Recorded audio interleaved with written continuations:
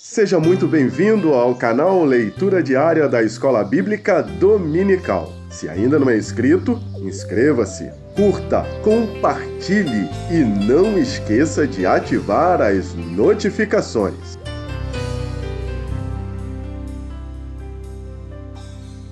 Meus queridos irmãos, a paz do Senhor. Aqui quem fala é o irmão Elias Nogueira. Sou professor aqui na Assembleia de Deus em Campo Mourão, a congregação do Jardim IP. E para mim, mais uma vez, é um privilégio poder trazer para vocês uma breve reflexão sobre a leitura diária de sábado. Eu já quero desejar a vocês um dia abençoado pelo nosso Senhor Jesus. Essa semana nós chegamos à lição 9, cujo tema é Quem é o Espírito Santo? A nossa leitura está na segunda carta de Pedro, no capítulo 1, versículo 21, e o título dessa leitura é O Espírito Santo falou por meio dos profetas e apóstolos. Diz assim o texto bíblico: Porque a profecia nunca foi produzida por vontade de homem algum, mas os homens santos de Deus falaram inspirados pelo Espírito Santo. Nós temos aqui diante de nós um texto bastante conhecido. Na sua segunda carta, o apóstolo Pedro ele escreve com o objetivo de combater os falsos ensinos, os falsos mestres.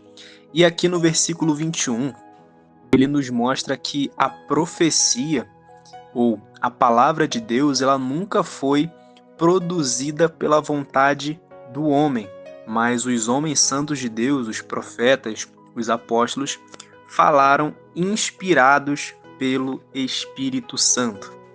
E quem é o Espírito Santo?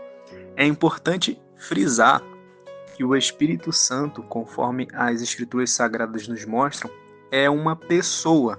O Espírito Santo não é uma força ativa, não é meramente uma inspiração de Deus, embora se manifeste como fogo. O Espírito Santo não é o fogo, embora tenha se manifestado em uma forma corpórea, como uma pomba. O Espírito Santo não é uma pombinha, o Espírito Santo é uma pessoa. E o apóstolo Pedro nos diz que o Espírito Santo, ele inspirou, ele moveu, ele guiou os homens santos de Deus, os profetas, a falarem a palavra de Deus.